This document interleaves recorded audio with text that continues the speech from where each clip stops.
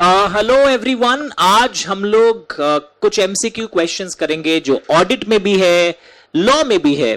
तो आइए एक एक करके देखते हैं। तो जो एक एमसीक्यू पीडीएफ मैंने आपके ग्रुप में डाला है जो हर कोर्स में काम आ जाता है, ये वाला particular PDF. So it's a recording on, ठीक है। तो चलिए हम लोग एक एक करके आंसर्स डिस्कस कर लेते हैं। Let me directly come to question number 16, because लोग बोल रहे थे कि 15 तक तो फिर भी हम लोग कर लेंगे। 16 नंबर क्वेश्चन से हम लोग शुरू करते हैं पहले in my PDF.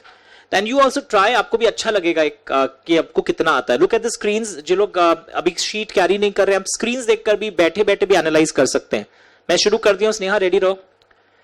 Substantive audit procedure comprises, जल्दी से देखो 5-5 सेकंड में। सब्सटैंटिव ऑडिट प्रोसीड्यूर कंप्राइजेस, क्या लग रहा है इनमें से कौन सा सही आंसर है? It can not take much time. दो टाइप के सब्सटैंटिव प्रोसीड्यूर्स होते हैं, टेस्ट ऑफ डिटेल्स जिसमें वाउचिंग भी है और वेरिफिकेशन भी है। अंडरस्टूड?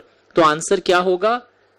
बी होगा, because analytical and test of details दोनों सब्सटैंटिव प्रोसीड्यूर्स के पार्ट हैं।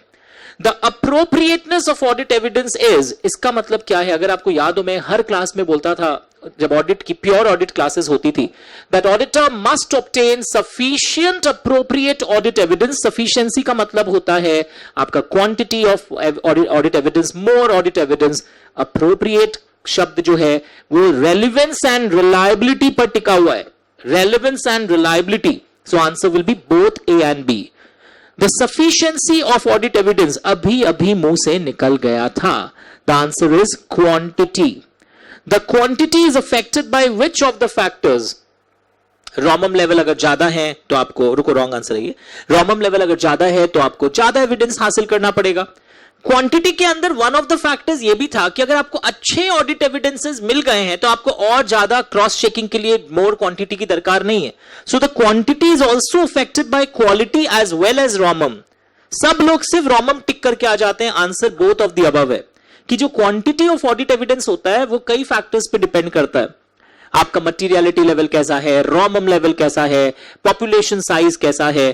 तो अगर मैं आपको एक सेकंड के लिए यहां पर अपने एसए 500 का वो अंश दिखाऊं, अलग है पर क्वांटिटी के अंदर एक एलिमेंट क्वालिटी भी था। आपको मैं जस्ट अभी यहां पर बुक में ये अंश दिखाता हूं तो आपको कॉन्फिडेंस भी आ जाएगा। I will just show it to you in 10 seconds। Where are we? SA 500 का पेज नंबर है 28 के आसपास। लुक एट द स्क्रीन्स, पढ़े थे, लुक हियर। क्वांटिटी, सफिशिएंसी का मतलब quantity, रोमम level, materiality level, size and characteristics of the population, ये सब दिख रहा है।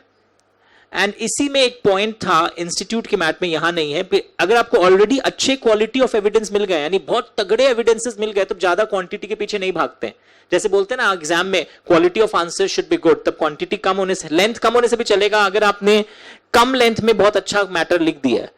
तो one of the element is quality also. यहां नहीं है पर इंस्टीट्यूट के मैथ में था। दैट इज वाई मैंने उस एमसीक्यू को फ्रेम किया था आपके लिए। तो आप बोथ ऑफ द अबव को टिक करिएगा। एनालिटिकल प्रोसीड्यूर्स याद है? रेशियो एनालिसिस, ट्रेंड एनालिसिस, कई टेक्निक्स हैं एनालिटिकल प्रोसीड्यूर्स के। It includes the study of relationship among which type of data? देखो एनालिसिस, एनालिटिकल प्रोसीड्यूर में, in analytical procedure we are analysing financial information. In analytical procedure हम लोग analyse financial information कर रहे हैं, but relationship क्या study कर रहे हैं हम लोग? Financial as well as non financial. Sir मैं समझा नहीं। जीपी सेल्स रेशियो दोनों ही फाइनेंशियल है sir, but debtors turnover ratio, या मैं बोलूं सेल्स पर स्क्वायर फीट, मेरे बहुत सारे शोरूम्स हैं, मैं देखना चाहता हूं किस शोरूम का परफॉर्मेंस ज्यादा आ रहा है। सर जिसका सेल्स ज्यादा है उसी का होगा? नो, इतने बड़े बड़े मॉल से भी एक सेल आ रहा है, छोटा मॉल भी मुझे ज्यादा सेल्स दे रहा है, तो सेल्स पर square feet, square feet is a non financial information. तो आंसर क्या है? ये। पर अगर ये आता in analytical procedure we analyse which information, financial information analyse करते हैं by studying relationship amongst these data. Nature of audit evidence क्या हो सकता है? Visual, documentary, what type of audit evidence we can have? सोचो। All of the above. Visuals of course best होते हैं documentary से भी ज्यादा, बिकॉज वो आप देखें अपने आंखों से इंटरनल कंट्रोल के कुछ वीकनेस या एफिशिएंसी, विजुअल्स सबसे अच्छा होता है। डॉक्यूमेंट्स तो बनाए भी जा सकते हैं। The auditor will express opinion when he concludes that financial statements are prepared in all material respects with according to applicable financial reporting framework. सब कुछ सही है, बच्चा भी बता देगा सब कुछ सही है, A number. अगर आप सोच रहे हैं तो केस खराब है. The first section of the auditor's report shall include, अगर आप कभी ऐसे 700 पढ़ेंगे, वहां पहले आता है टाइटल, फिर आता है एड्रेसी, फिर आता है ऑडिटर्स ओपिनियन. याद है आजकल ये है रिवाइज्ड ऐसे 700 में. पहले इंट्रोडक्टरी पैराग्राफ आता था, पर आजकल आप किसको सबसे मेन इंपॉर्टेंट मानते हैं? Auditors opinion paragraph. Title addressee. The first section will include all of the above. Option दिया नहीं है तो ऑडिटर्स ओपिनियन को मैं महत्व दूंगा. Auditors opinion in his report. Opinion के बाद कौन सा पैराग्राफ आता है? Basis of opinion. याद है जब क्वालिफाइड ओपिनियन लिखते हैं तो उसका reasons basis of opinion paragraph में हम समझाते हैं. Okay. While expressing an unmodified opinion on the financial statements, the appropriate language, जब हम लोग unmodified मतलब कैसा ओपिनियन? क्लियर ओपिनियन देते हैं तो जो लैंग्वेज होती है, that appropriate language क्या होती है? पढ़ के देखो प्लीज, आई एम वेट कर रहा हूं.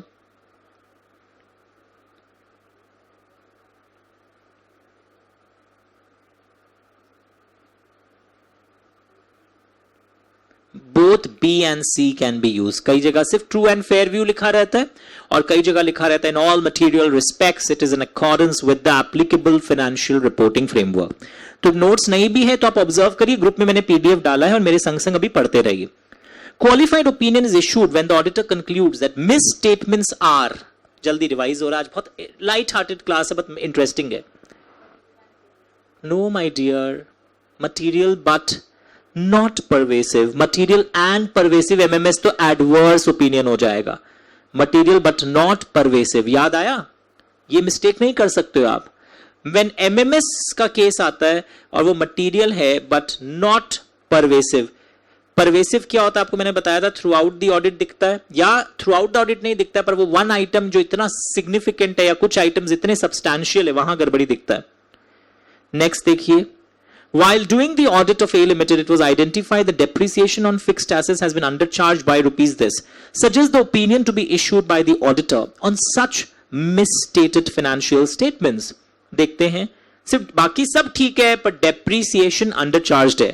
Disclaimer, adverse, clear, qualified. Qualified. Dash is a paragraph that refers to a matter in the financial statements which is fundamental to the user's understanding. पढ़ के बताओ बच्चों. EOM paragraph. क्या EOM paragraph से हम रिपोर्ट को क्वालिफाई करते हैं? नहीं. रिपोर्ट उस पैराग्राफ के कारण मॉडिफाई नहीं होती है, कोई और कारणवश हो सकता है. तो ईओएम पैराग्राफ मत भूलना. वैसे एक अदर मैटर्स पैराग्राफ होता है जहां पर ऑडिटर फाइनेंशियल स्टेटमेंट के मैटर्स को रेफर नहीं करता है, वो अपने ऑडिट प्रोसीड्यूर्स में क्या एक्स्ट्रा काम किया उसको शो ऑफ करना चाहता है और इससे भी रिपोर्ट मॉडिफाई नहीं होती है. Remember this. Audit documentation is also known as working papers should be preserved for minimum या maximum या 8 years होगा बताओ. 7 years. ये 8 years books of accounts का होता है. Working papers minimum 7 years या जब तक कोई investigation चल रही हो. Permanent audit file and current audit file, दो टाइप के audit files use होते हैं. परमानेंट ऑडिट फाइल में जो मैटर्स होते हैं वो कैसे होते हैं और करंट ऑडिट फाइल वाले मैटर्स कैसे हैं, जल्दी से नजर डालिए and let us know. Permanent audit file वाले मैटर्स कैसे हैं, करंट ऑडिट फाइल वाले मैटर्स कैसे हैं. Just imagine, just think, when I talk about the word permanent audit file, what type of matters is this? जो continuing memorandum, articles, joint venture agreements. याद आया? MOA, AOA, important legal agreements, JV agreements, ये सब क्या है भाई? Permanent audit file माने जाते हैं. And what is current audit file? अगर कोई पूछे करंट ऑडिट फाइल क्या होता है, जो current, just a second, current period तक का सिर्फ प्रिजर्व करता है कि इस साल हमारा ऑडिट प्रोग्राम क्या था, इस साल हमने क्या प्रोसीड्यूर्स अप्लाई किए. That is known as current audit file. Can working papers be given to the management? बोलो क्या, कौन सा सही लग रहा है एबीसीडी में से? क्योंकि वर्किंग पेपर्स में तो कंपनी के ऑडिटर का प्रॉपर्टी होता है, पता है? वर्किंग पेपर्स मैनेजमेंट का प्रॉपर्टी नहीं है. आप तो बोलेगा नहीं हमरा ही तो देखकर बनाया है. Working papers are property of the auditor. They are the ownership of the auditor होता है वहां पर. पढ़ के बताइए. Can the working papers be serve to the management at auditor's discretion. ये सब वर्ड्स भूल गए आप तो याद रखना होगा, एट ऑडिटर्स डिस्क्रिशन. बट वो डिस्क्रिशन ऐसा भी नहीं होना चाहिए कि वो कंपनी के कॉम्पिटिटर्स को जाके अपने डिस्क्रिशन पर दिखा दे. अंडरस्टूड. और it has to be serve to management तो बिल्कुल नहीं है. ऑडिटर चाहेगा तो शेयर करेगा और मैनेजमेंट से तो कर सकता है चाहे तो, बट ये मत लिखना एट ऑडिटर्स डिस्क्रिशन ही can give it to the third party. Never. Confidentiality बोल के बहुत इंपॉर्टेंट प्रिंसिपल ऑफ एथिक्स होता है, उसको ऑडिटर को ऑब्जर्व करना पड़ता है. 34. Audit documentation provides evidence that the audit complies with. क्या एविडेंस देते हैं हमें वो पढ़ के देखिए. Audit documentation standards on auditing हमारा फॉलो हुआ है. मटीरियलिटी लेवल कभी कभी रिवाइज्ड होता है. एक बार जो प्लानिंग स्टेज में हम मटीरियलिटी लेवल फिक्स कर देते हैं वो क्या हमेशा के लिए फिक्स रहता है? No. Periodically materiality level is revised. कब होता है revise? All of the above. Change in ownership, change in environment, कुछ नई खबरें मिली हैं हम लोग को, इन तीनों केसेस में मटीरियलिटी लेवल रिवाइज होता है. Relationship between materiality and audit risk is which type of relationship? अगर मैं बोलूंगा कि बड़ा अमाउंट है तो पता बड़ा अमाउंट पर सबका ध्यान रहता है, सब कोई छोटी गलतियों में छुप छुप के गड़बड़ी करते हैं. So there is an inverse relationship. Materiality अगर हाई रहता है तो ऑडिट रिस्क वहां पर लो हो जाता है. मटीरियलिटी किस स्टेज में मतलब डिसाइड किया जाता है? ABCD पढ़ के देखिए. प्लानिंग में करते हैं but it can be revise, वरना लोग सिर्फ प्लानिंग स्टेज टिक करके आ जाते हैं. मैं थोड़ा फास्ट हूं बिकॉज स्टूडेंट्स रिक्वेस्टेड कि सर आपकी वो MCQ सेशंस ज्यादा ही स्लो हो रही थी, तो ये इजी भी है एंड यहां पर मैं थोड़ा फास्ट रह सकता हूं. वरना जो मैंने और MCQ यूट्यूब पे डाले हैं उसमें मैं एक MCQ समझाने में 10-10 मिनट टाइम यूज किया हूं. नॉट वेस्ट नहीं बोलूंगा, but I think this is also clear because I am referring to the points exam के एक दिन पहले, क्योंकि लंबा आप नहीं सुन पाओगे. नेक्स्ट देखिए. अब हम लोग कई MCQs और करेंगे यहां पर जो कंपनी ऑडिट से रिलेटेड है. मैं 1 minute. Okay. Now company audit के MCQs हम लोग अब करने वाले हैं. Let us start. Identify the correct one. As per section 139, every company shall at the first general meeting appoint an individual or firm as an auditor who will hold office. Auditors जो appoint होते हैं वो office first auditors की अगर मैं बात करूं, first AGM, every company shall at the first AGM जो ऑडिटर्स अपॉइंट करते हैं उनका टेन्योर कैसा होगा? ABCD. फर्स्ट AGM की बात कर रहा हूं, फर्स्ट ऑडिटर नहीं. फर्स्ट ऑडिटर तो बोर्ड मीटिंग में अपॉइंट होते हैं with in 1 month of incorporation. First AGM में जो अपॉइंट होंगे कितने? पढ़ के देखो ऑप्शंस. ऑप्शंस पढ़ के देखो.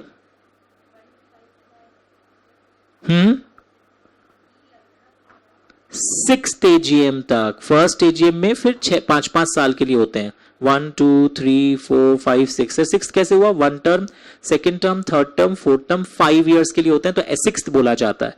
अगर मैं देता eight the first board meeting जो ऑडिटर्स अपॉइंट होते हैं, फर्स्ट बोर्ड मीटिंग में जो अपॉइंट होते हैं they hold office till the conclusion of the next AGM. First AGM वो 1 साल के लिए होते हैं, पर जो अब फर्स्ट AGM में ऑडिटर्स अपॉइंट होते हैं वो 6th AGM तक होल्ड करेंगे. 5 years आ गया, देख लेना.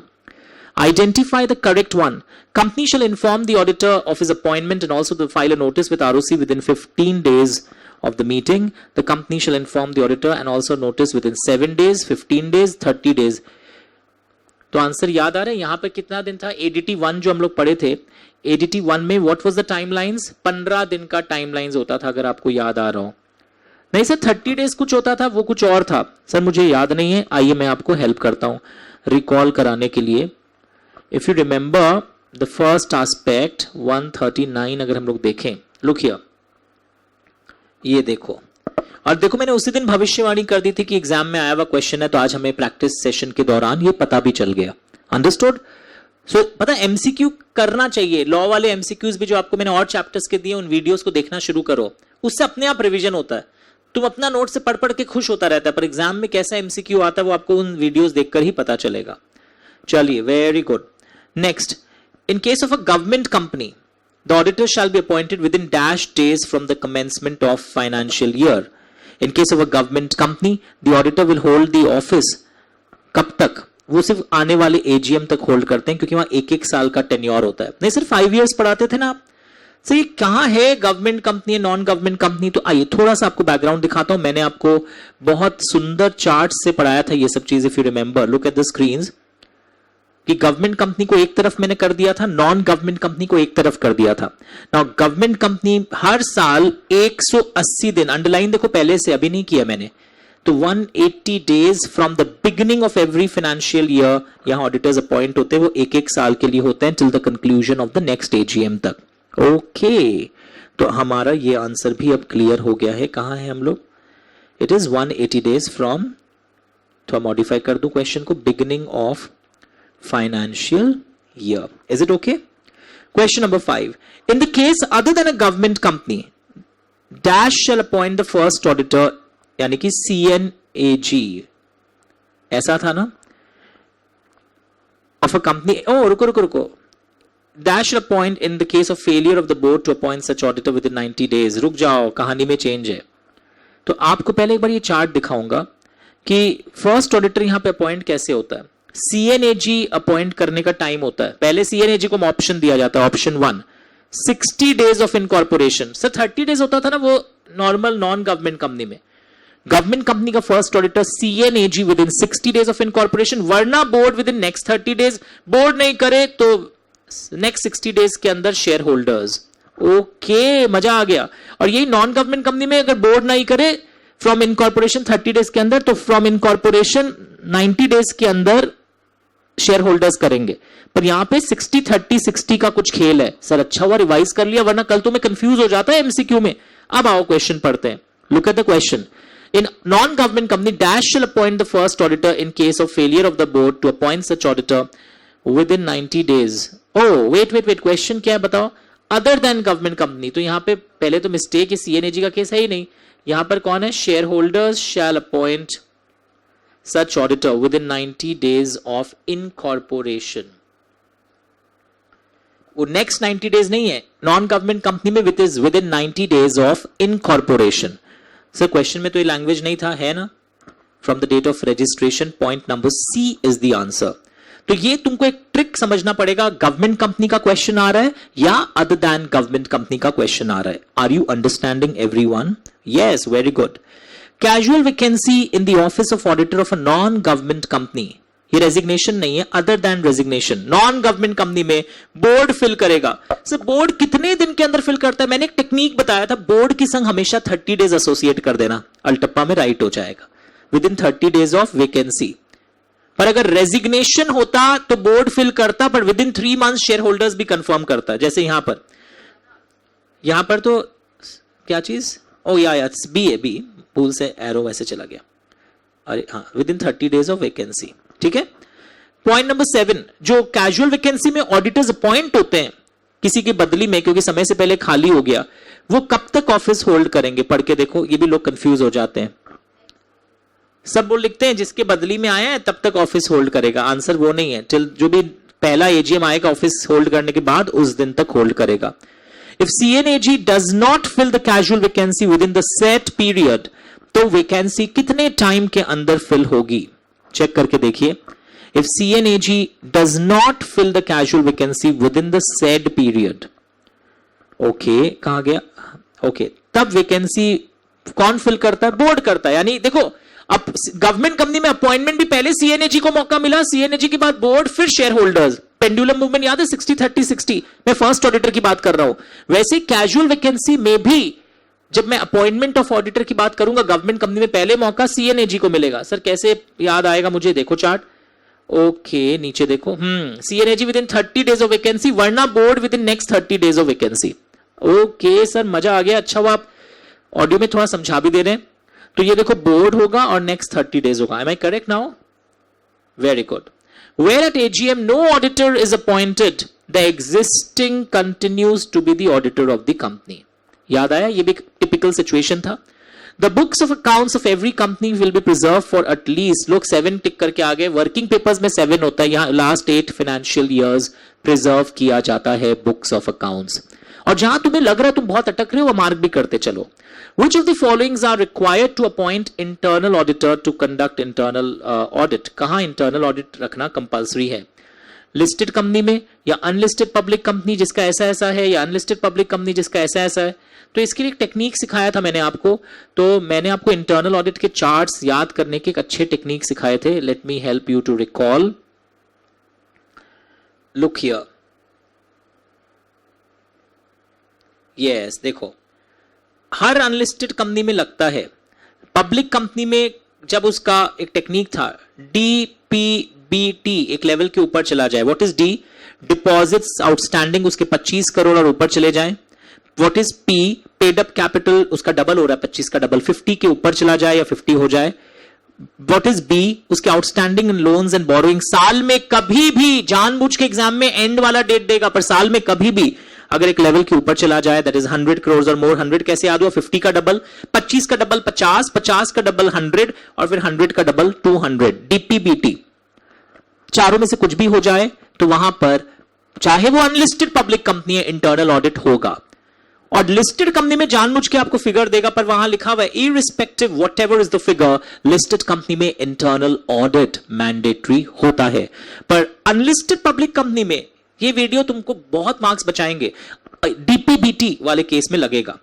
और प्राइवेट कंपनी में सिर्फ बीटी देखना है. उनका बीटी जब लेवल के ऊपर चला जाए, बीटी के लेवल्स आपको ऊपर भी याद थे, वही लेवल सेम नीचे मेंटेन किए गए हैं. So I am fast but I am very smart and मैं टाइम बचाते हुए आपको आगे ले जा रहा हूं. तो इंटरनल ऑडिट में एक बात याद रखना एमसीक्यू में, he may be an employee also. नहीं सर, एम्प्लॉय तो डिस्क्वालिफाइड होता है. इंटरनल ऑडिटर में उतना स्ट्रिक्ट इंडिपेंडेंस रिक्वायरमेंट नहीं है. Even chartered accountant who is not in practice can be an internal auditor. मना किए थे ना आप तो सर 141 में बोले थे प्रैक्टिसिंग सीओ होना होगा. स्टैट्यूटरी ऑडिट में यहां पर नहीं है. इनफैक्ट इंटरनल ऑडिटर तो कॉस्ट अकाउंटेंट और सीएस भी हो सकता है. गजब. और ये बोरोइंग्स वाली बात फ्रॉम बैंक्स और पब्लिक फाइनेंशियल इंस्टीट्यूशन सिर्फ कवर्ड है. प्राइवेट पार्टीज वाली बोरोइंग्स यहां नहीं देखते हैं. एट एनी पॉइंट इनके डिपॉजिट्स, एट एनी पॉइंट इनके बोरोइंग्स फ्रॉम बैंक्स ये लेवल्स क्रॉस ना किए हों. और इनका स्कोप जो है वो डिटरमिन करता है ऑडिट कमिटी और बोर्ड. नहीं, आप तो बोलते थे सीए इंस्टीट्यूट डिटरमिन करता है, वो स्टैट ऑडिट का करता था. So this bombarding class sudden change मैंने आज शेड्यूल में किया but it will really help you. Answer देख लेते हैं एक बार. डीपी पेड अप कैपिटल 50 के ऊपर जा रहा है इसका. डीपी डी 25 है. अरे ऑल ऑफ द अबव हो जाएगा. इन सब केस में रखना पड़ता है मुझे internal audit. Next, in case of public company or private companies having turnover of dash crores during the preceding years will require to appoint DPBT 200 crores. In case of public or private company having DPBT, private में भी B में याद है B और T देखते हैं. Private में तो सिर्फ borrowings and turnover देखना है. पेड अप कैपिटल से कोई फर्क नहीं पड़ता है. कंफ्यूज कर देगा एग्जाम में. उसका पेड अप कैपिटल अट्रैक्टिव देगा. प्राइवेट में बिट्टी देखना है और पब्लिक कंपनी में DPBT देखना है. तो borrowings अगर इसके कितने करोड़ के ऊपर हो जाए, DP 100 है ना, बोरोइंग्स में 100 था क्योंकि डिपॉजिट्स में 25, 50, बोरोइंग्स में 100 crore. In case of government company, auditors appointed for 1 year at a time. With reference to disqualification for appointment of auditor, business relationship means any transaction entered for commercial purpose. ये कौन सा section है? 141. Except commercial transactions which are in the nature of professional services permitted to be rendered by auditor or audit firm under the rules and regulations there under. यानी कि इसके लिए एक बार मैं आपको कुछ दिखाऊंगा. 1 मिनट होल्ड करना. Appointment of auditor will be intimated in which form. थोड़ी देर पहले देखे थे ADT 1. As per companies act NCLT can remove auditor of the company. D, actually they can order for removal. वो खुद रिमूव नहीं कर सकते. दे कैन ऑर्डर कि तुम लोग चेंज करो. खुद भी कर सकता है. An application of central government और एनी पर्सन कंसर्न्ड. तो एक बार मैं 141 में जाऊंगा कि वो कौन से प्रोफेशनल सर्विसेज अलाउड होते हैं. तो इसके लिए मैं एक बार आपको ले जाना चाहूंगा 141 वाले सेक्शन में, ताकि जब हम लोग पढ़ रहे थे तो व्हाट डिड वी नोटिस कि professional services like certification to banker, valuers, ये सब अलाउड है अंडर, देखो, chartered accountants act 1949 and the rules under chartered accountants act. सब लोग क्या करके आते हैं, हर जगह कंपनीज एक्ट टिक करके आ जाते हैं. The word is what? Chartered accountants act. तो ये कहां लिखा हुआ था? In the same thing. तो आंसर क्या करोगे? Chartered accountants act 1949. Look here everyone. And auditor, whether individual or firm against whom an order has been passed by NCLT. याद है जब अभी NCLT क्योंकि आप कोई फ्रॉड में शामिल थे तब ऑर्डर एनसीएलटी पास करता है, या फ्रॉड में आप पार्टिसिपेट किए, you have colluded, in that case he will not be eligible to be appointed as auditor. कितने साल तक? 5 years तक बैन होता है. सर 10 साल था ना? नहीं, यहां 5 years एनसीएलटी वाले में. When the auditor resigns, he should file dash to ROC, ADT 3, because now he is free. तो ADT 3 जाता है. If auditor in the course of performing his duties have reasons to believe that an offense involving fraud has been committed against the company by officers or employees, he will immediately report the matter to authority. Okay, dash will immediately report the matter to the authority. Oh, fraud against dash आया था, मतलब कौन किसके against में fraud किया है? Fraud against the company by its officer, fraud against the company by its employee, और fraud against the company by outsider. Answer क्या है? बाय ऑफिसर और employee. Fraud is against the company. याद रखना, fraud by the company is not reported in 143(12). Fraud by the company कारो reporting में आएगा, but 143 subsection 12 में रिपोर्ट नहीं होता है वो. Auditor will report to company, to the central government, if the amount of involved is 1 crore और मोर. याद आया आपको? 1 crore या 1 crore के ऊपर का जब कोई फ्रॉड होता है, यही वाला कौन सा fraud? Against fraud relating to company by officers और एम्प्लॉइज. याद आया? कौन से फॉर्म में जाता है fraud reporting? ADT 4. Okay, ADT 4, भांडा फोड़. कौन क्या फ्रॉड किया है? भांडा फोड़ इन ADT 4. सर ये ADT 4 का क्या चक्कर था? आपको 1 सेकंड के लिए थोड़ा सा ट्रैवल करवाऊंगा ताकि रिवीजन भी हो जाए आपके सारे चीजों की. तो ADT 4 हम लोगों ने यहां पढ़ा था. Look at the screens. अगर फ्रॉड 1 crore या 1 crore का होता है तो 2 दिन के अंदर ऑडिट कमिटी को पहले रिपोर्ट करिए, अगर कंपनी में ऑडिट कमिटी है, वरना बोर्ड को करिए. उनकी रिप्लाई 45 दिन के अंदर आ जाना चाहिए. हो सकता है रिप्लाई 30 दिन के अंदर ही आ जाए. तो रिप्लाई आने के 15 दिनों के अंदर कंपनी के लेटर हेड पर, ऑडिटर के लेटर हेड पर एक रिपोर्ट जाती है सेंट्रल गवर्नमेंट को इन ADT 4. ADT 4 में letter head of the auditor, उसके खुद के लेटर हेड पर रिपोर्ट जाएगा, एंड वो रिपोर्ट सेक्रेटरी MCA को भी आप मेल कर दीजिए बाय स्पीड पोस्ट और registered post that we have dispatched you such report. Sir अगर 1 crore के नीचे की फ्रॉड हुई तो आप ऑडिट कमेटी को जरूर बता दीजिए, बस सेंट्रल गवर्नमेंट को रिपोर्ट करने की दरकार नहीं है. पर अगर 1 crore की ऊपर की फ्रॉड हुई तो ऑडिट कमेटी को आप पहले इंफॉर्म करिए, उनका रिप्लाई करिए कि उन लोग क्या स्टैंड दे रहे हैं इस फ्रॉड के बारे में. उसके बाद उस रीजंस के साथ उनके रिप्लाई को आप फिर सेंट्रल गवर्नमेंट को बताते हैं. Understood everyone? तो कई बार आ जाता है within dash days the fraud notice against the company by officers is reported to audit committee. 2 days.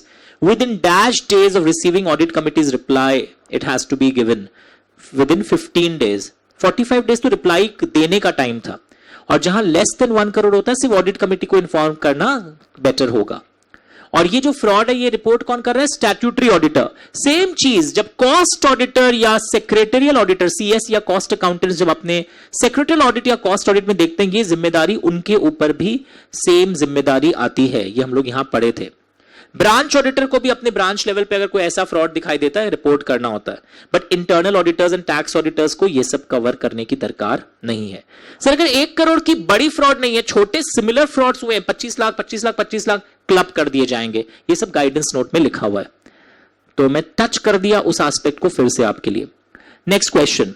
As per companies act, a notice will be required for resolution for appointing a person as auditor, a person other than retiring auditor. यानी कि retiring auditor को के जगह किसी और को जब appoint करते हो, क्या लगता है? ये वो स्पेशल केस था, सेक्शन 140 था, ये 140 लिखा होना चाहिए था, सेक्शन 140. ऑर्डिनरी नोटिस या स्पेशल रेजोल्यूशन या क्या लगेगा? कुछ याद आया आपको? यहाँ क्वेश्चन भी थोड़ा सा रॉन्ग मिसप्रिंट हुआ है. What kind of notice is to be given? Answer होना चाहिए था यहां पर actually special notice and ordinary resolution. Understood? यहां पर स्पेशल नोटिस लगता है. Oh, रुको. What kind of notice is required to be given and what kind of resolution is required to be passed in case retiring auditor has completed a consecutive term of 5 years, or as the case may be of 10 years in the case of rotation, where retiring auditor has not completed. अगर complete ही हो जाता तब तो वो rotation cooling period observe कर जाता, आपने सुना होगा। यानी कौन सा केस है कि आप ऑडिटर को, एक तो आप ऑडिटर को रिमूव करते हैं एट एजीएम, एक रिमूवल होता है बिफोर एजीएम। तो ये कौन सा केस है? ही हैज नॉट कंप्लीटेड, मतलब कि एट एजीएम आप कौन सा नोटिस देंगे? अगर आपको सेक्शन 140 याद हो, लुक एट द स्क्रीन्स, एक बार मैं 140 की तरफ आपको ले जाऊंगा। 140 जब हम लोग पढ़ रहे थे तो we have very clearly done this thing. मैं वापस दिखला भी दे रहा हूं आपको यहां पर।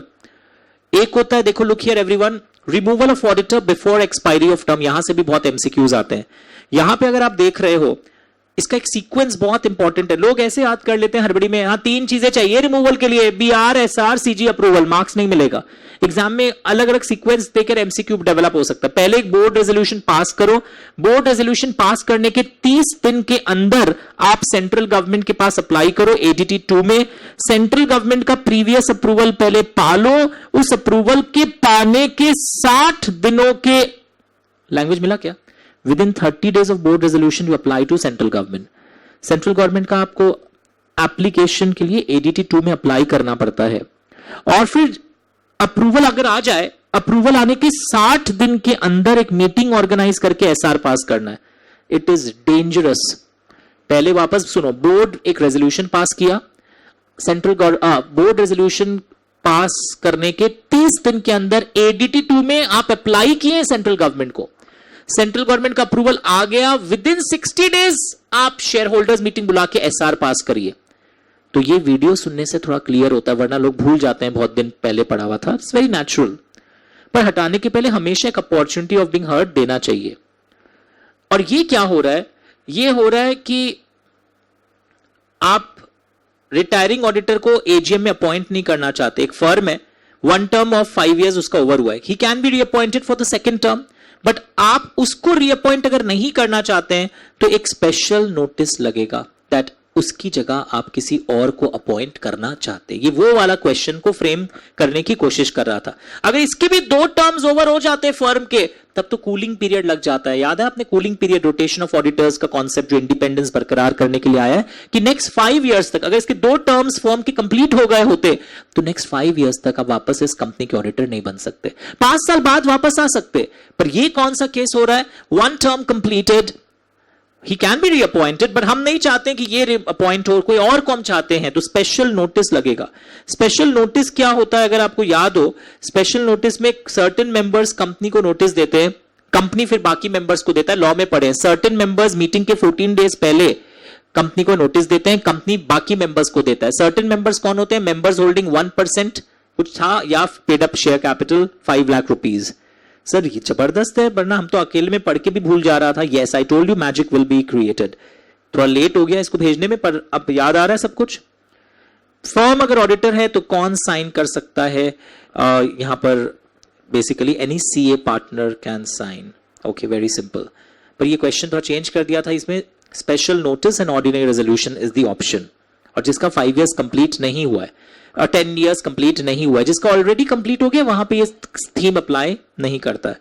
और ये भी क्लियर हो गया, removal before expiry of term में पहले बीआर के 30 दिन के अंदर अप्लाई कर दीजिए सेंट्रल गवर्नमेंट को एडीटी 2 में। सेंट्रल गवर्नमेंट के अप्रूवल आने के 60 दिनों के अंदर एसआर इन जीएम पास करके काम कर दीजिए, अपॉर्चुनिटी ऑफ बीइंग हर्ड भी दे दीजिएगा।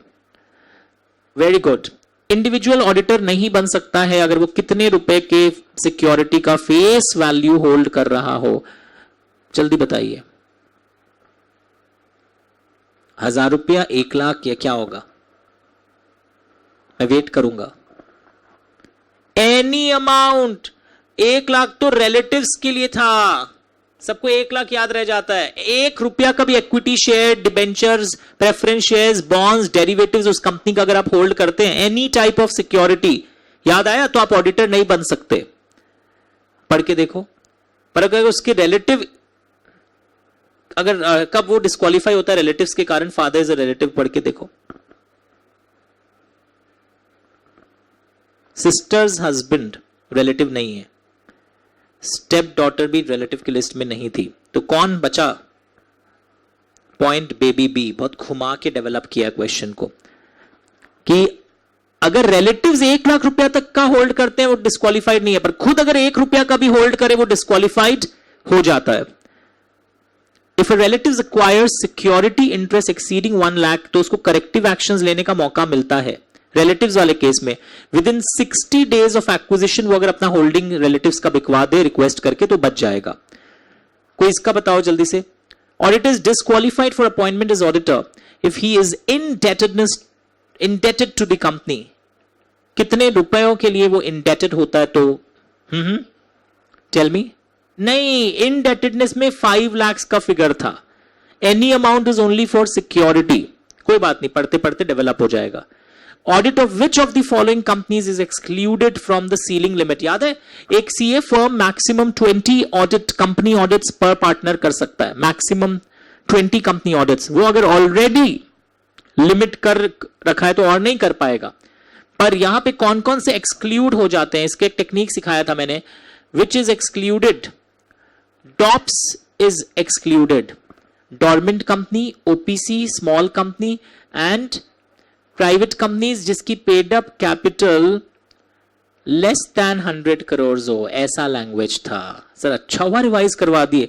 अब इनमें से कौन सा एक्सक्लूडेड है? सिर्फ डॉर्मेंट।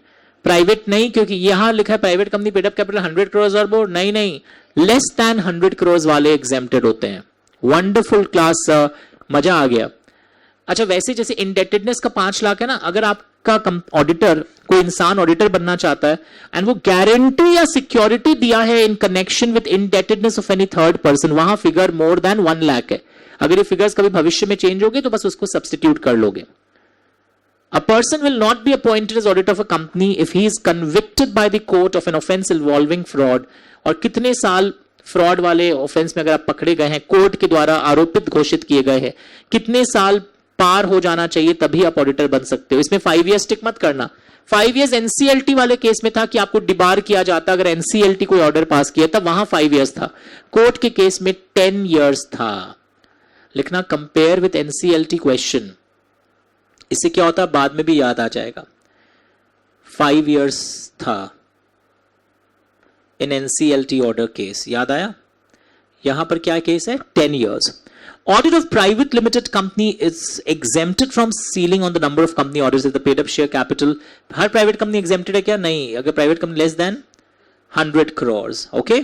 वैसे ही rotation of auditor is not applicable to, ये जो रोटेशन ऑफ ऑडिटर का कॉन्सेप्ट है ये ओपीसी एंड स्मॉल कंपनी को अप्लाई नहीं करता है। तो एक बार आपको रोटेशन ऑफ ऑडिटर वाला एक लेवल दिखाएगा।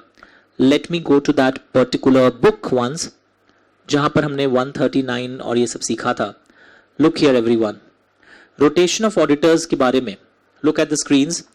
ओपीसी एंड स्मॉल कंपनी में कंपल्सरी नहीं है, पर कहां कंपल्सरी है? लिस्टेड में हमेशा कंपल्सरी है। Unlisted public company paid up capital 10 crore और मोर, मतलब फिगर बेस्ड क्वेश्चंस आज रिवाइज करना बहुत जरूरी था। या private company having paid up capital 50 crore और मोर, बहुत डेंजरस फिगर है, अभी याद करोगे पॉज करके वीडियो। और एग्जाम में पता है क्या आएगा? Private company paid up capital 45 crore, क्या वहां रोटेशन लगेगा? आप बोलेंगे नहीं सर 50 करोड़ में लगता है, पर 0.4 ट्रिगर करवा देगा आपके। उस प्राइवेट कंपनी ने बैंकों से लोन 70 करोड़ का लिया हुआ है। ओके, फंस गया, यानी कि 0.4 भी है। तो आज आप देख रहे हो, कभी private company less than 100 crore पड़ते हैं वो अलग चीज था, कहीं डीपीबीटी में अलग था, इंटरनल ऑडिट में, यहां रोटेशन ऑफ ऑडिटर्स में ये अलग निकला है हमारा डिस्कशन। सो आपको आज फिगर्स और डेज और फॉर्म नंबर्स पर अपना ध्यान देना है। सारी पढ़ाई रोककर इसको समेटो। Understood everyone? So this type of classes will help. चलिए,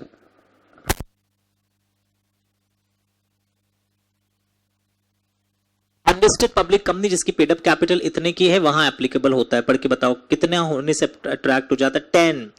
प्राइवेट अगर होता तो 50 करोड़ में अट्रैक्ट होता। Now, a break in the term for continuous period of dash years will be considered.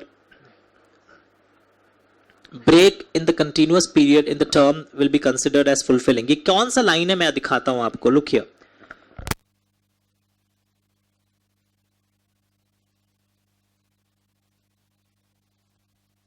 देखो, a break in the term for a continuous period of 5 years shall be considered as fulfilling the requirement for rotation. यानी suppose आप 1 term के लिए आए 5 years के लिए, ठीक है, फर्म है आप, अब आपने 2 साल का ब्रेक लिया, फिर आपने सेकेंड टर्म लिया 5 इयर्स का, ले ही सकते हैं फर्म में, फिर आप थर्ड टर्म लेना चाहते हैं, आप नहीं ले पाएंगे। नहीं सर क्यों, मेरा तो फर्स्ट टर्म ये वाला है, हम बीच में तो नहीं था 2 साल। ब्रेक अगर आप 5 साल का करते हैं तो ही वो ब्रेक माना जाएगा रोटेशन के लिए, मतलब कि ये आपका फर्स्ट टर्म माना गया है, ये सेकंड टर्म कंसेक्यूटिव माना जाएगा। सर ब्रेक लिया ना मैंने 2 साल का, ब्रेक 5 साल का होना चाहिए था तभी माना जाता। Very very important, remember this everyone. तो ये जो क्वेश्चन दिख रहा है हम लोगों को अभी अभी, break in the term for continuous period of 5 years shall be considered. Similarly, as on the date of appointment, no audit firm will have a common partner. ये rotation में याद है हमको, whose tenure has expired and shall be appointed in the same company for a period of 5 years. Common partners को हम appoint नहीं करेंगे. Which of the following service is not prohibited for auditor? आपको याद है prohibited list हम लोग पढ़ते थे, tax audit, internal audit, book keeping, actuarial, tax audit prohibited नहीं है। ये इस पे 4 मार्क्स के क्वेश्चंस भी आते हैं, जहां मैंने कई शॉर्ट नोट्स बताया था कि मीरा का MRI होने गया था, या याद है आपको? एक मिनट मैं दिखाई देता हूं, कुछ याद नहीं है, आप लोग सब भूल जाते हैं, कोई बात नहीं, हम लोग हैं ना रिवाइज कराने के लिए। Look here everyone, section number 144, मैं आपको एक मेरी शॉर्टकट टेक्निक्स भी दिखा दे रहा हूं, आपको याद भी आ जाएगा। Just a second. Yes, I got it. Full page करना है एक बार। मैंने एक टेक्निक बताया था, मीरा M से कौन सा सर्विस अलाउड नहीं है? मैनेजमेंट सर्विसेज, वर्किंग कैपिटल इतना कर लो, रिस्क मैनेजमेंट, ये सब अलाउड नहीं है। I से इंटरनल ऑडिट, I से इन्वेस्टमेंट एडवाइजरी सर्विसेज, I से इन्वेस्टमेंट बैंकिंग सर्विसेज, IPO में आप अपना एडवाइस दे रहे हैं, 3 आईज हो गए, internal audit, investment advisory, investment banking. Sir R से क्या था? Rendering of outsource financial services. Sir 2 A क्यों है? Accounting and book keeping, actuarial services. Wonderful. And एक फाइनेंशियल इंफॉर्मेशन सिस्टम भी आया है एफ लिखकर। तो याद रखिएगा यहां पर कितने सर्विसेज हैं? बेसिकली 8 सर्विसेज है, कम से कम 7 तो याद रखना। बट मैंने परमिटेड सर्विसेज के भी नाम लिख दिए थे, टैक्स ऑडिट, टैक्स एडवाइजरी। तो मेरा थोड़ा बेटर हुआ, management services, internal audit, investment banking, investment advisory. तो इस एमसीक्यू के दौरान मैं लॉन्ग क्वेश्चंस को भी इंकॉर्पोरेट कर दे रहा हूं जहां जहां मुझे दरकार लग रहा है कि आपके लिए जरूरी है। Okay, very good. Which of the following is prohibited for auditor? None of the above, ये तीनों चारों अलाउड है। In the case of resignation, ADT 3 will be filed within how many days of resignation? Answer 30 days है। The retiring auditor अपना representation भेज सकता है, company को बोल सकता है सर्कुलेट करिए सबको। ओके, ये दोनों अलाउड है, एक एक को फोन करके नहीं करना है उसको। Auditor's right of access to the books of accounts and vouchers will be to where?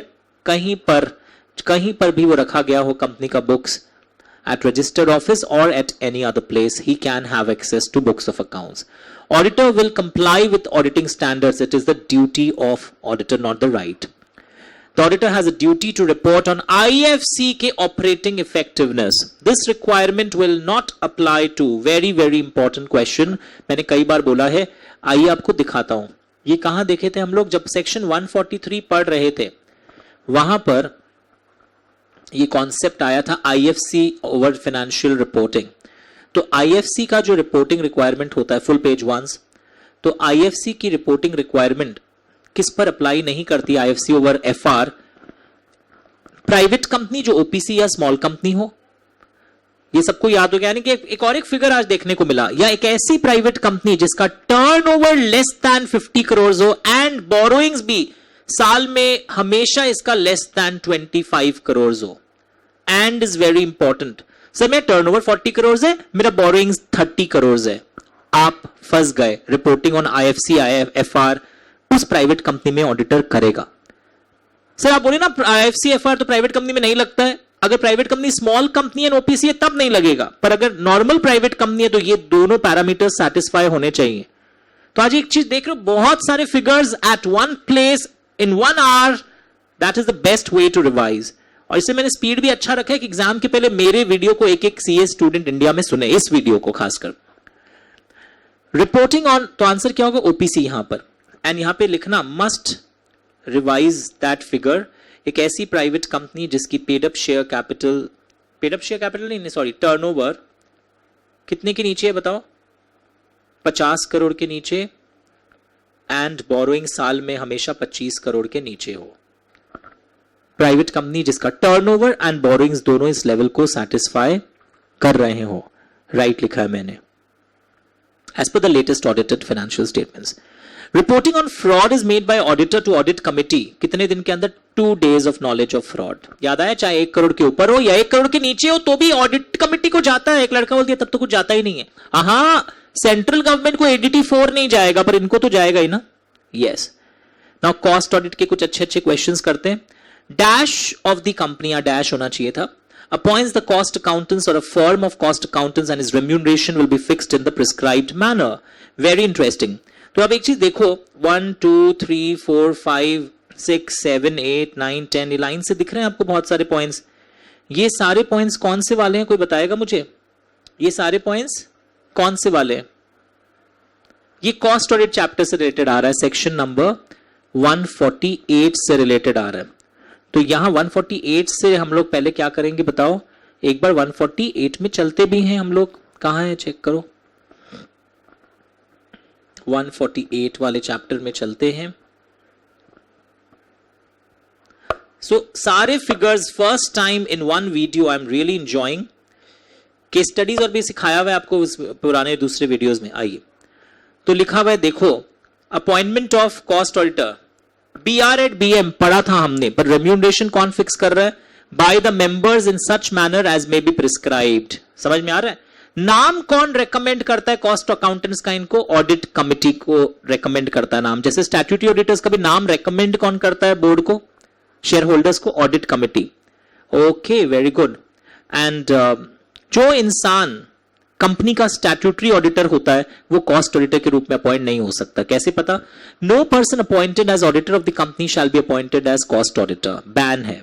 Okay, और कॉस्ट ऑडिटर को अपॉइंटमेंट करने के पहले उनका एक रिटन कंसेंट, एक सर्टिफिकेट ले लीजिए कि कहीं वो डिस्क्वालिफाइड तो नहीं है।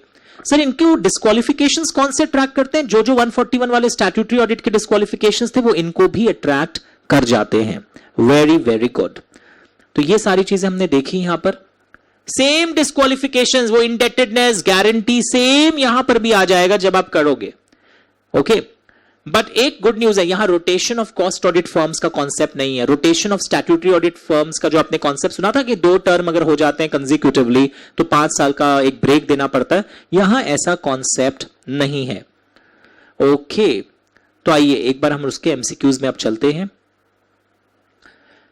Dash of the company appoints the cost accountants and his remuneration will be fixed by dash. Answer क्या है? मिल गया। Notice of appointment of cost auditor will be filed with registrar in which form? Notice of appointment दिया जाएगा within dash days of the meeting. रुक जाइए, कहानी में twist है, यहां लैंग्वेज थोड़ा ठीक से डिजाइन नहीं हुआ, बताता हूं कैसे। Appointment of cost auditor will be filed with registrar in dash within dash. Okay, question में मिसप्रिंट भी दिखाऊंगा। नाउ लुक हियर, इसके लिए मैं बेस्ट काम क्या करता हूं, मैं एक वापस कॉस्ट ऑडिट में जाता हूं, यहां दिखा रहा हूं आपको। सबसे पहले हर कंपनी कॉस्ट ऑडिटर अपॉइंट करता है। देखो लैंग्वेज, पहले एक लैंग्वेज लिखा है, the company has to get its cost records audited within 180 days from the commencement of financial year, they have to appoint a cost auditor.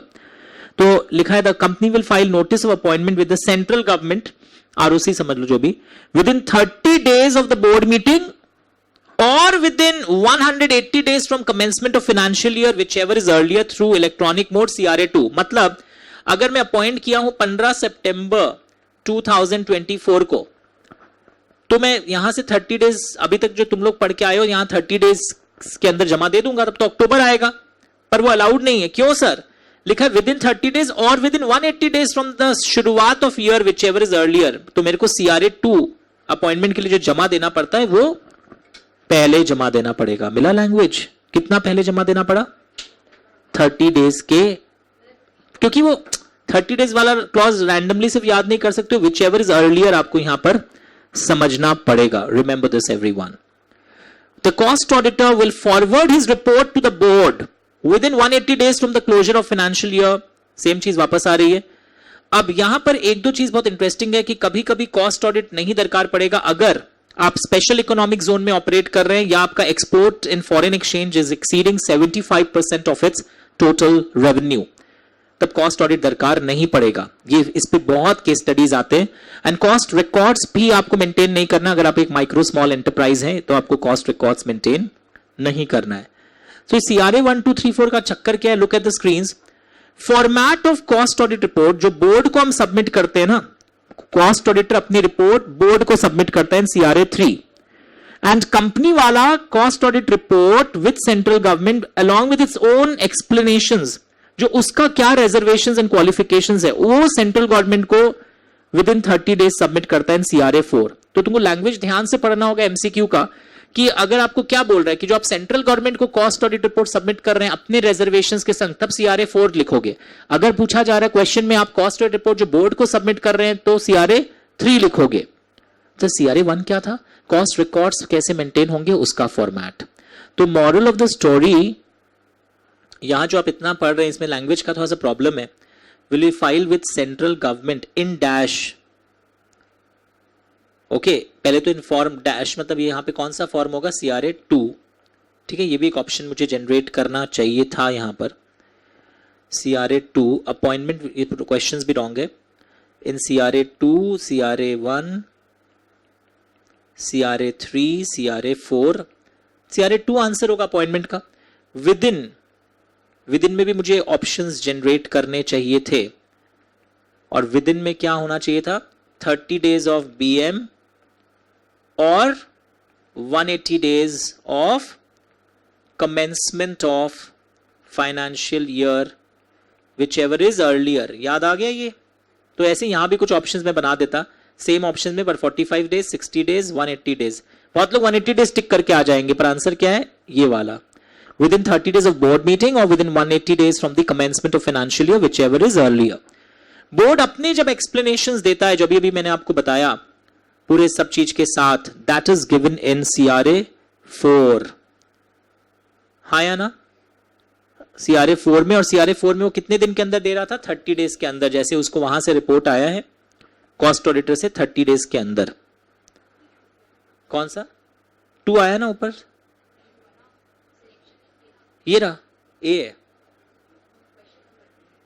हाँ, ऊपर भी नोटिस ऑफ अपॉइंटमेंट, वो सेम क्वेश्चन ही है. 2 और 3, 2 को हटा के और 2 और 3 को एक मॉडिफाई कर दिया मैंने. कॉस्ट ऑडिट अपनी रिपोर्ट किसको सबमिट करता है? बोर्ड को पहले, बाद में वो अपने रिजर्वेशन के संग सेंट्रल गवर्नमेंट को भी जाता है. Under 148 maintenance of cost accounting records is not required for. अभी भी पढ़ाया था मैंने, रिकॉर्ड्स किसको मेंटेन नहीं करना होता है?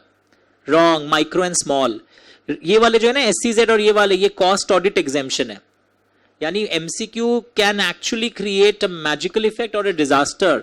कॉस्ट रिकॉर्ड्स वाला पॉइंट था micro and small enterprise, cost audit exemption point था BNC. तो indirectly case study and 4 marks questions भी अप्लाई रिवाइज हो गए. Cost audit will not be applicable to those companies. अब आंसर क्या होगा बताइए? ये ऑल ऑफ द अबव. जो कंपनी इलेक्ट्रिसिटी जनरेट करती है अपने खुद के कैप्टिव कंजम्पशन के लिए भी, SCZ वाला भी, जिसके यहाँ एक्सपोर्ट्स फॉरेक्स में आता है जो एक्सीड करता है इतने से ज्यादा. All of the above is the point here. Remember this, everyone. Cost auditor shall be appointed by the board हर साल 180 दिन के अंदर. नहीं सर, आप कुछ 30 दिन बोल रहे थे ना, वो तो अपॉइंटमेंट को इन्फॉर्म करने का टाइम लिमिट CRA 2 में 30 दिन का था, पर हर साल अपॉइंट इतने टाइम के अंदर हो जाता है. CRA 2 है, इसका भी simple answer. Casual vacancy in the office of cost auditor is filled by whom? By the board within 30 days. Cost auditor क्या चीज को फॉलो करके कॉस्ट ऑडिट करेगा? लैंग्वेज मिला. Cost audit report will be submitted, अगर इसमें देखोगे to central government पूछता है तब तो आप क्या बताओगे? CRA 4. और टू द बोर्ड अगर पूछता है तो फॉर्मेट क्या दिया हुआ है?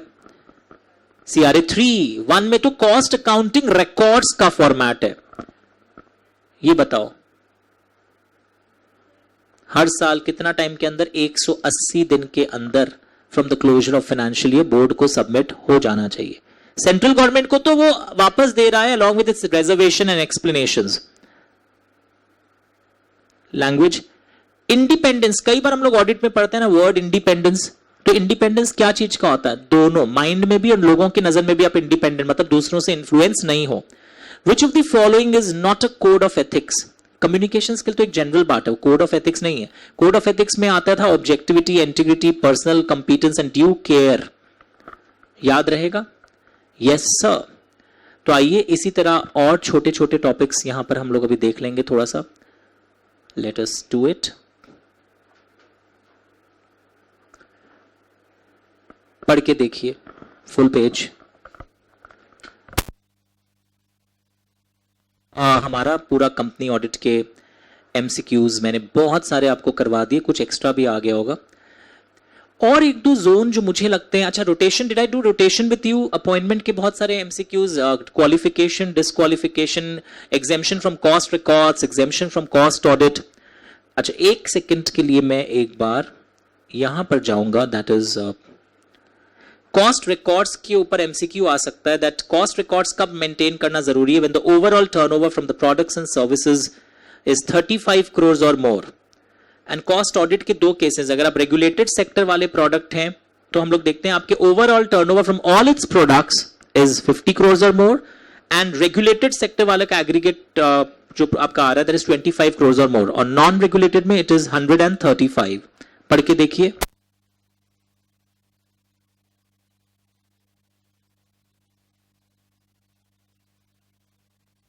$135 ही वेट करना होगा, उसके बाद 15 मिनट बोलो।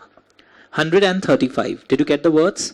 और यहां क्या है 50 and 25।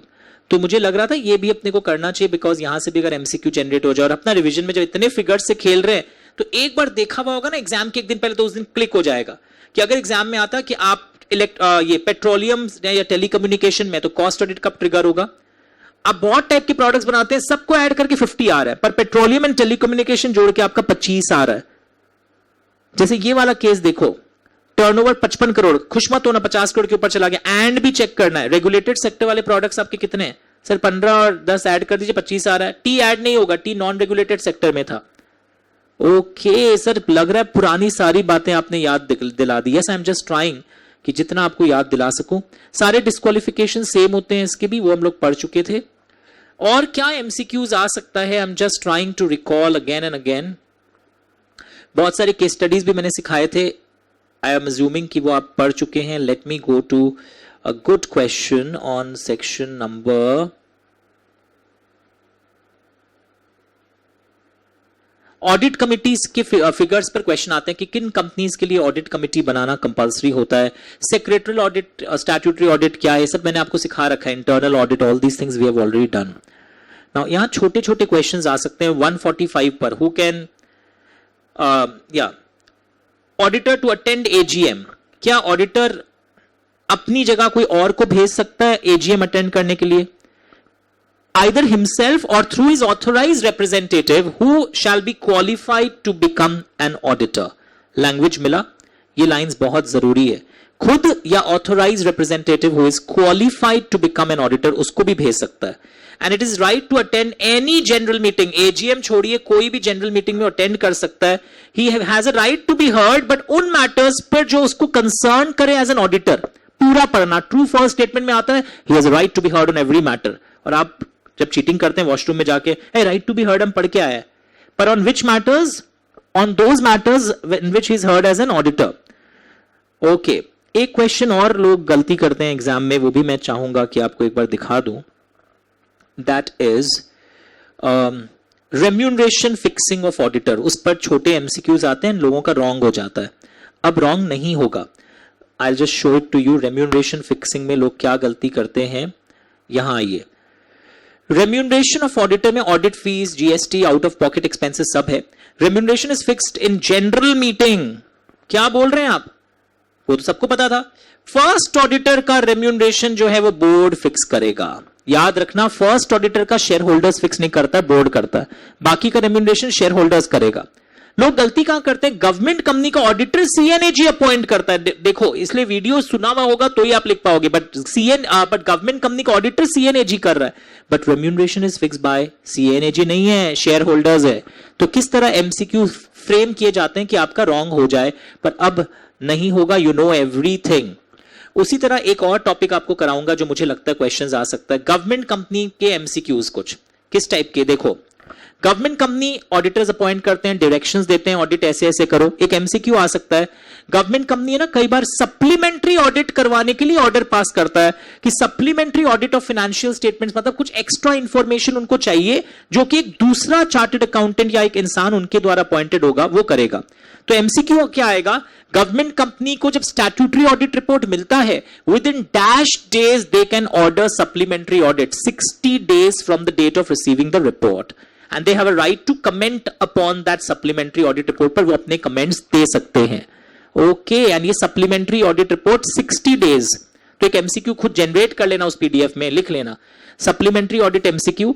Government can also order test, CNAG can also order test audit of government companies records. तो indirectly एक 4 mark का क्वेश्चन अगर आ जाए कि गवर्नमेंट कंपनीज में ऑडिटर्स के पास इनके appointment and audit related provisions बताओ, तो CNAG अपॉइंटमेंट ऑफ ऑडिटर करता है, सप्लीमेंट्री ऑडिट ऑर्डर करता है। टेस्ट ऑडिट में हम ये देखते हैं कि कितना वेस्टेजेस हुआ है, प्रोप्राइटी एस्पेक्ट्स, इकोनॉमी, एफिशिएंसी, कहां फ्रॉड्स हो रहे हैं, करप्शंस कहां नजर में आ रहा है, तो ये सब ऑर्डर भी CNAG पास कर सकता है। तो इस रिकॉर्डिंग से वो 4 मार्क का क्वेश्चन भी आपका अच्छा डेवलप हो गया। ओके, उसके बाद ब्रांच ऑडिटर अपना रिपोर्ट प्रिंसिपल ऑडिटर को देता है, वो शेयर होल्डर्स को सर्कुलेट नहीं होता है। BOD अपॉइंट करता है branch auditor, subject to authorization of share holders या अप्रूवल ऑफ शेयर होल्डर्स। उसके बाद हमने देखा था इन्हीं क्लासेस में एक NFRA बोल के क्लास गया हुआ था आप लोगों को, नेशनल फाइनेंशियल रिपोर्टिंग अथॉरिटी का। ये लोग देखे नहीं होंगे अभी तक, उसको जरूर देख लेना NFRA वाले क्लास को, वहां से भी शॉर्ट क्वेश्चंस आ सकते हैं एग्जाम के लिए। उसके बाद this is very very important everyone, फन 47 मुझे पर्सनली लगता है कि हमें अच्छे से करके जाना चाहिए। Liabilities of auditors, I am repeating again, liabilities of auditors are very very important. यहां से फिगर बेस्ड क्वेश्चंस एमसीक्यू में भी आ सकते हैं और अलग से भी आ सकते हैं। Topics name is liabilities of auditors. Look here, अगर ऑडिटर जानबूझकर, एक बहुत फेमस क्वेश्चन है कि ऑडिटर जानबूझकर अगर कॉन्ट्रावीन करता है सेक्शन 139 के रोटेशन कॉन्सेप्ट्स को या प्रोहिबिटेड सर्विसेज कर ले, जानबूझकर अगर वो करता है, तो मिनिमम ऐसे सिचुएशन में 25,000 है जो फाइन है, मैक्सिमम 5 lakhs और 4 times the remuneration whichever is lower. Please remember pause करके। और इंपॉर्टेंट चीज, मिनिमम 50,000। अच्छा, जानबूझ के करता है तब फिगर्स चेंज हो जाएंगे। देखो, अगर जानबूझ के नहीं करता है then it is 25,000, max 5 lakhs और 4x whichever is lower. अगर वो जानबूझ कर करता है then minimum is 50,000, max is 25 lakhs और 8x। x मतलब क्या है भाई? यस। और इम्प्रिजनमेंट पहले लगता था, अब इम्प्रिजनमेंट यहां पर हटा दिया गया है। ओके, नो इम्प्रिजनमेंट अभी भी लग रहा है। And fine of 1 year, fine of 1 year and imprisonment of 1 year, sorry sir. तो अगर एग्जाम में आ जाए discuss the liabilities of auditors, auditors की लाइबिलिटीज को डिस्कस करो, तो ऑडिटर की लाइबिलिटीज में अगर ऑडिटर ये सब चीजों का कॉन्ट्रावेंशन करता है तो उसके ऊपर फाइन एंड इम्प्रिजनमेंट दोनों लग सकता है। शॉर्ट में इतना लिख देना, prescribe fine and imprisonment up to 1 year। अगर वो नोइंगली कॉन्ट्रावेन किया है, नोइंगली कॉन्ट्रावेन नहीं किया, अननोइंगली भूल हो गई है उसकी 139 144 की, तो ओनली फाइन लगेगा, इम्प्रिजनमेंट नहीं है। उसके अलावा इसका इंपैक्ट क्या होता है, उसको रिफंड कंपनसेट करना पड़ता है अफेक्टेड पार्टीज को। फर्म अगर है तो सिविल लाइबिलिटी सारे पार्टनर्स पे जॉइंट एंड सेवरल होती है, और अगर फर्म है तो criminal liability only on the defaulting partner होता है, सारे पार्टनर्स जेल नहीं जाएंगे क्रिमिनल ऑफेंस के लिए। तो लाइबिलिटीज ऑफ ऑडिटर में लोग सिर्फ फाइन एंड इम्प्रिजनमेंट इतना तो कम से कम याद करके आना। प्रिस्क्राइब्ड फाइन ये लोग भूल जाते हैं, पर इस वीडियो को देखने के बाद 1 घंटा याद रहेगा कि प्रिस्क्राइब फाइन अगर नोइंगली किया है तो मिनिमम 50,000, अननोइंगली किया तो मिनिमम 25,000, नोइंगली किया है तो मैक्सिमम 5 lakhs और 4x, अननोइंगली किया है तो मैक्सिमम 25 lakhs और 8x। इन चीजों को याद जरूर रखिएगा। तो ये सारा होने के बाद बहुत सारे एमसीक्यूज हो गए। अब कुछ आंसर्स अगर आप नहीं भी करते हैं तो कोई टेंशन नहीं है, पर ये वाले जो मैंने अभी तक आपको करवाए थे ये बिल्कुल मिस नहीं होना चाहिए। और now some more points are also given here. दिख रहा है आपको ये सब? यहां पे कुछ और एमसीक्यूज भी हैं, जस्ट अ सेकेंड। अब तो बहुत इजी है, अब तो ऐसे है कि अब मेरी दरकार भी नहीं पड़ेगी आपको, फिर भी अराउंड कई मैंने पहले कुछ सेशंस लिए थे उसमें मैंने करवा दिए थे। तो आइएगा, फिर भी मैं आपको यही बोलूंगा कि बाकी अब एमसीक्यूज को लेकर टेंशन नहीं करना है। ये 141 वाला जो पूरा पीडीएफ उस दिन पेंडिंग था कई लोगों का, and the questions which I have done today, that will take care of everything. Just a second, just a second. Yes, तो इस वीडियो को हम लोग एक बार यहीं पर पॉज करेंगे कैलकाटा के बाहर के लिए। एक सेकंड।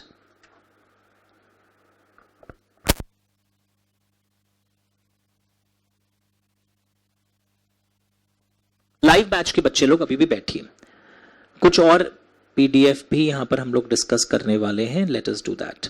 चलिए आ जाओ जल्दी से आ जाओ। पॉइंट फुल पेज कर देता हूं। Overall objectives in conducting the audit क्या होता है बताओ? What is the overall objectives? ये वाला, to obtain reasonable assurance and to report on financial statement. The auditor's dash safeguards the ability to form an opinion without being affected by others. कौन सा वो quality होता है? Very good. Planning is dash process of audit that begins shortly after completion of previous audit and continues this thing. It is continuous. टिक करूं या discrete टिक करूं? Check कर लूंगा, एक मिनट टाइम दो मुझे, थोड़ा सा टाइम दो।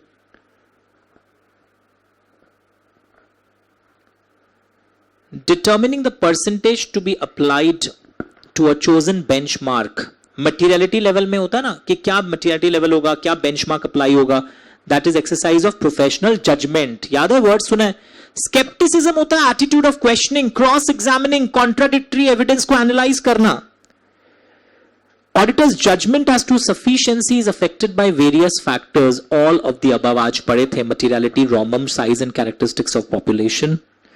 Dash refers to difference between the amount, classification, presentation, disclosure and the amount जो हुआ है और जो amount होना चाहिए, इसको बोलते हैं misstatement. Latest and Vibrant Limited is an unlisted public company. उनको internal auditor appoint करना only when the paid up share capital would be. तो DPBT अगर आपको याद हो, DPBT 25, 50, 100, तो आंसर में आपको पता चल गया paid up capital greater than equal to 50 crore वाले को टिक करोगे, ऐसे याद किया जाता है। फिर नेक्स्ट क्वेश्चन देखिए, टर्नओवर प्राइवेट लिमिटेड में BT वाज द क्राइटेरिया। जैसे प्राइवेट देखोगे इस मन में BT लिखोगे, और DPBT में BT में क्या आता था? 100 करोड़ वाला केस आता था, और टर्नओवर में 200। तो हमारे इस केस में प्राइवेट लिमिटेड में 200 ट्रिगर पॉइंट है। Look at this, susceptible to cold and fever. थोड़ी गलतियां तो होगी चाहे इंटरनल कंट्रोल कैसा भी हो। Susceptibility because of nature of the business, nature of management, इसको इनहेरेंट रिस्क बोलते हैं। 12 में आइए, विच इज मोर साइंटिफिक। कुछ मैंने छोड़ा है, कुछ टिपिकल वंस हैं, उसके लिए हमें अभी नहीं डिस्कस कर सकते हैं। Which of the following is more scientific? Statistical, of course statistical sampling. Oh very good. Substantive analytical procedures ज्यादा कहां प्रेफरेबल होते हैं? बड़ा डेटा, ट्रांजैक्शंस जिसके प्रेडिक्टेबल होते हैं वहां पे, जैसे कि कंपनी का cost of sales, raw material consumption सालों सालों सेम रहता है, हर साल होता है, तो we can establish some relationship. But research and development company हर साल नहीं करता है, तो वहां पे ये अप्लाई नहीं हो सकता। पढ़े थे कभी लाइफ में? Which is not an analytical procedure, पढ़ के बताओ। Very interesting. एनालिटिकल कौन सा नहीं है?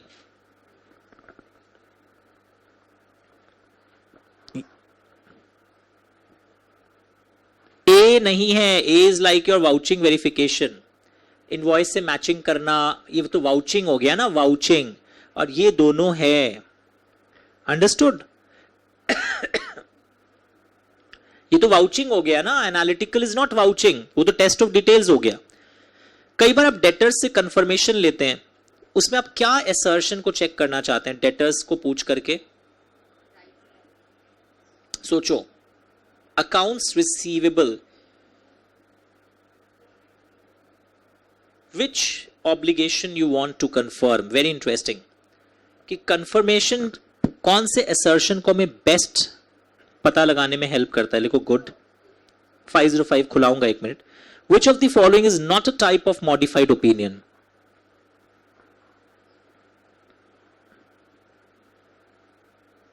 यहाँ एक्चुअली मिस्टेक हुआ है, यहाँ पे क्लियर ओपिनियन भी देना चाहिए था. तो क्लियर ओपिनियन जो होता है that is not a modified opinion. उसके बाद the auditor shall express dash opinion when he having the evidence that misstatements are both material and pervasive. कैसा ओपिनियन देगा? एडवर्स. एमएमएस अगर पता चल गया है दोनों है, मटेरियल भी. हाँ, डिस्क्लेमर तो कब देता है? जब एविडेंस नहीं मिलता है. Question number 18. Every company shall at the first AGM appoint an auditor. और वो ऑडिटर कब तक होल्ड करेगा?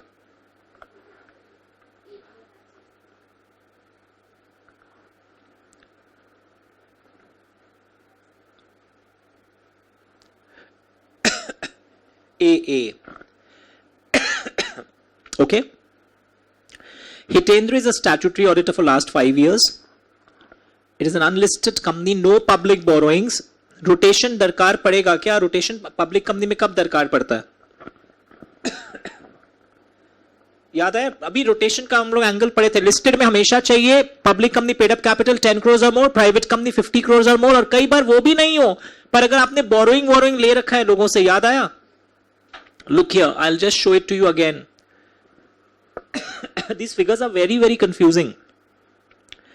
तो ये वीडियो मेरे संग पॉज कर करके अगर आप तैयारी कर रहे हैं तो ही हो पाएगा. Look here, borrowings भी 50 crores में ट्रिगर हो रहा है. देखो,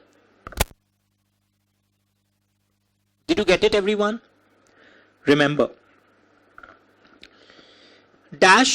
अच्छा नहीं, बाकी दूसरे वीडियो में है, वो सब नहीं करना था आपको. ये उसके पहले वाले सीरीज में हम लोग कर चुके थे. सो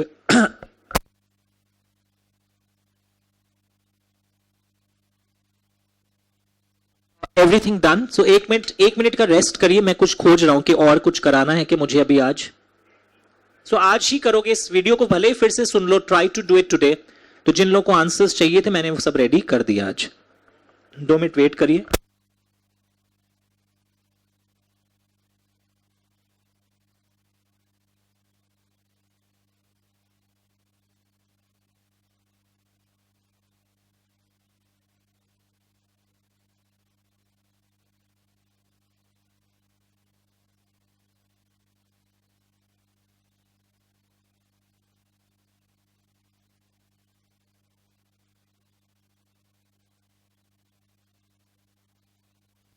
वेट करिए 10 सेकेंड 15 सेकेंड में जब तक कुछ खोज लूं.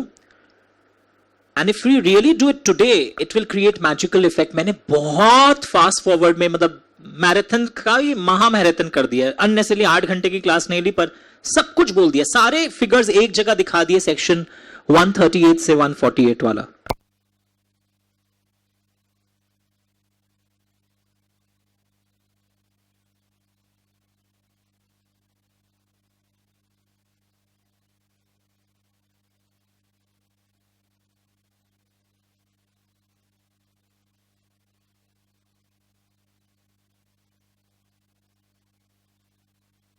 चलिए, nothing more. So we complete today's class. Thank you so much. So it was out of the box. We didn't expect to do this, but अच्छा ही हुआ कि एक बार आपको पता भी चल गया कि MCQs कैसे आते हैं. Thank you so much. और कोई क्वेरी हो तो मैं अपना नंबर लिख दे रहा हूं. जो लोग YouTube पर मुझे फॉलो करते हैं और आजकल मैसेजेस करते हैं, या कोई स्टूडेंट पहले पढ़ते हो और अब नहीं पढ़ते हैं पर अब वापस देखना चाहते हो मेरे क्लास को, तो you can also watch it on the YouTube. घर वापसी. चलिए, बाय.